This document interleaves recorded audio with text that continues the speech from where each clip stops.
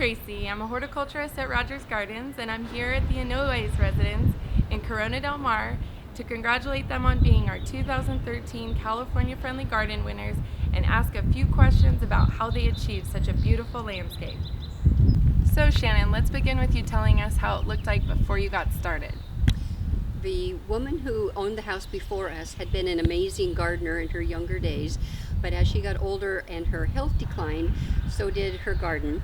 She loved the tropical style and had lots of tropical plants, and they used a lot of water. We needed to tear down the house to start over. We had to tear down the garden, everything, the house, the garden, everything, and started over with a clean slate, so we were able to do whatever we wanted to do and put in the garden. How did your neighbors react to the difference between going from a tropical garden into a California friendly garden?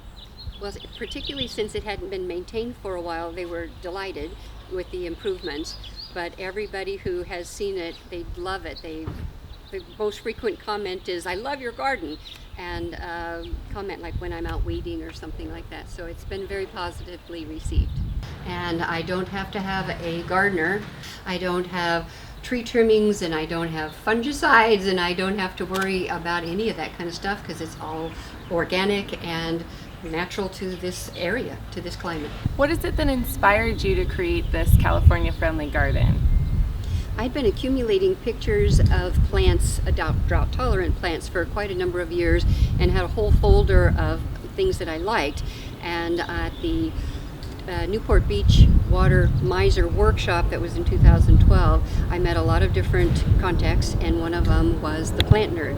And from there, I ultimately hired Sarah Robinson, who designed my landscaping, and the results are what you see behind us.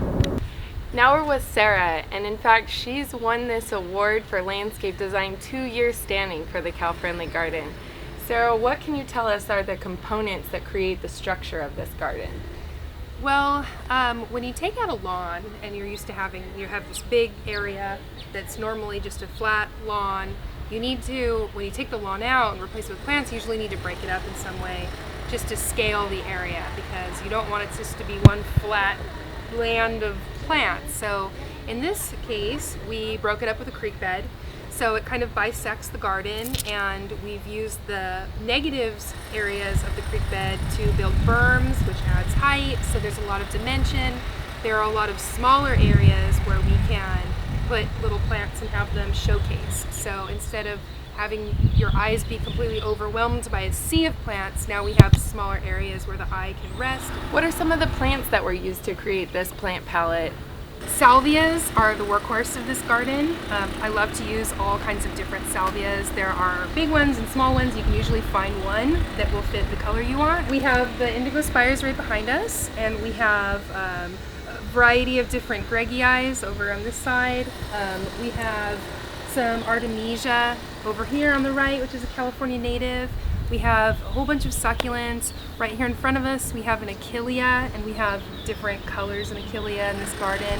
There's some Verbena de la Mina, which is a great California native. While we're waiting for all of the perennials to grow in, we went to Rogers Gardens actually and plugged in a bunch of really great little succulents, knowing that Shannon would be able to move them around when the plants started to grow over them.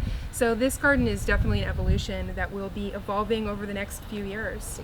I've used a variety of shapes and colors to put together an interesting palette.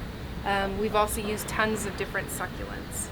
I'm noticing a large variation in textures too, which I think really allows the different plant materials to pop, not just when they're flowering, but when they're in their just green. Absolutely. In the winter, this garden is just as interesting as it is in the summer, because there are small round leaf Salvia Greggii right next to tall red hot pokers and some of the grassy strappy Dianellas. So texture definitely plays a big part in the aesthetics of this garden.